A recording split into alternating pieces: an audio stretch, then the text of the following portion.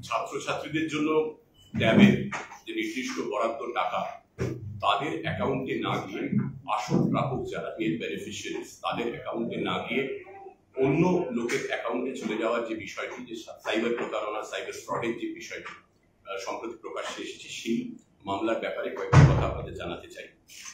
প্রথম কথা হলো যে এই মামলাগুলি তদন্তে একটা রাজ্য পুলিশের তরফে জয়েন্ট ইনভেস্টিগেশন একটা মনিটরিং টিম একটা তৈরি করা হয়েছে। তার নেতৃত্বে থাকবেন সিনিয়র অফিসাররা। এডিজি সাইবার উনি আছেন এখানে, এডিজি সাইবার থাকবেন, এডিজি সিআইডি 2 থাকবেন, আইজি সিআইডি 2 থাকবেন, ডিআইজি সাইবার থাকবেন, ডিআইজি অপস সিআইডি থাকবেন এবং বিভিন্ন জেলার যেখানে মামলাগুলি হয়েছে সেখানকার কনসার্ন নগরপাল, কমিশনার অফ পুলিশ এবং এসপিরা থাকবেন। এই জয়েন্ট ইনভেস্টিগেশন মনিটরিং টিম এই মামলা, যে কটি মামলা হয়েছে সেগুলো সর্বোচ্চ অগ্রাধিকার দিয়ে দেখছে এবং দেখবে। এখনো পর্যন্ত আমাদের কাছে যে সর্বশেষ তথ্য রয়েছে সেই তথ্য অনুযায়ী 93টা কেস রাজ্য জুড়ে হয়েছে, নথিভুক্ত হয়েছে এখনো পর্যন্ত, এবং এই 93টা কেসে এখনো পর্যন্ত 11 জনকে গ্রেফতার করা সম্ভব হয়েছে। এই 11 জনকে গ্রেফতার করে তাদের জিজ্ঞাসাবাদ করে কিছু লিডস, কিছু সূত্র আমরা পেয়েছি। সেগুলো জানানোর আগে যেটা বলে দিতে চাই, শিক্ষা দপ্তরের সঙ্গে রাজ্য পুলিশের তরফে যোগাযোগ করা হয়েছিল। আমরা পরিসংখ্যান চেয়েছিলাম, সেই পরিসংখ্যান পেয়ে আমরা দেখতে পেয়েছি যে পুরো রাজ্য জুড়ে 16 লক্ষ পড়ুয়া একাদশ শ্রেণী এবং দ্বাদশ শ্রেণী ক্লাস 11 and 12 তাদেরকে 10,000 টাকা করে বরাদ্দ করা হয়েছিল 16 লক্ষ পড়ুয়াকে। এখনো পর্যন্ত জেলা প্রশাসন সূত্রে, জেলা পুলিশ সূত্রে এবং শিক্ষা দপ্তর সূত্রে এবং যে এফআইআর গুলো হয়েছে তার সূত্রে আমরা জানতে পেরেছি 1911 জন পড়ুয়া প্রতারিত হয়েছেন। 1911 জন পড়ুয়া প্রতারিত হয়েছেন 16 লক্ষ পড়ুয়ার মধ্যে। শতাংশের হিসেব যদি আমরা করি, আমরা করছিলাম তদন্তের স্বার্থে, আমরা দেখেছি যে 99.99% পড়ুয়া সঠিকভাবে তাদের নিজস্ব অ্যাকাউন্টে টাকা পেয়েছেন।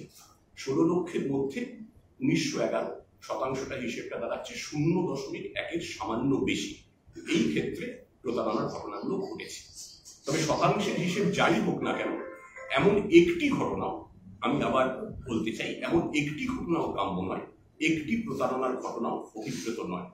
তাই যাতে ভবিষ্যতে এ ধরনের একটিও ঘটনা না ঘটে, তাই জন্য শিক্ষা দপ্তরের সূত্রে আমরা জেনেছি শিক্ষা দপ্তর আইটি ডিপার্টমেন্টের সঙ্গে এনআইসি, ন্যাশনাল ইনফরমেটিক্স সেন্টারের সঙ্গে সমন্বয় রেখে রাজ্য পুলিশের সিআইডি এবং সাইবার উইং তারাও প্রয়োজনীয় প্রযুক্তিগত সহায়তা দেবে, যাতে ভবিষ্যতে পুরো ব্যবস্থা এতই সুরক্ষিত করা যায় যে কোনোভাবেই আর এরকম একটি ঘটনা না ঘটতে পারে।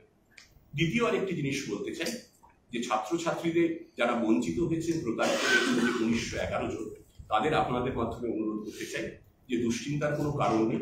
রাজ্য শিক্ষা দপ্তরের সূত্রে আমরা জেনেছি যে প্রতিটি পড়ুয়া যারা বঞ্চিত হয়েছেন তাদের অ্যাকাউন্টে ট্যাবের জন্য যে নির্দিষ্ট বরাদ্দ টাকা সেটা পৌঁছে যাবে, সেটা পৌঁছে যাওয়ার প্রক্রিয়া শুরু হয়ে গিয়েছে। সবাই নির্দিষ্ট বরাদ্দ টাকা পাবেন। তদন্তের কথায় যদি আসি, আমরা 11 জনকে অ্যারেস্ট করেছি বললাম, তার মধ্যে 3 জন অ্যারেস্ট হয়েছেন গত 24 ঘন্টায় পূর্ব মেদিনীপুর জেলায়।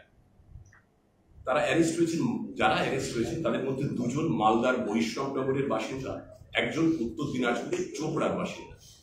এদেরকে জিজ্ঞাসাবাদ করে যেটা আমরা পেয়েছি যে এদের কাছে বেশ কিছু নথিপত্র পেয়েছি, তাদের মোবাইল সিজ করা হয়েছে। সেখানে যেটা আমরা জানতে পেরেছি যে একটা আন্তঃরাজ্য অসাধু চক্র এর পিছনে কাজ করার একটা প্রবল সম্ভাবনা, ইঙ্গিত আমরা দেখতে পাচ্ছি।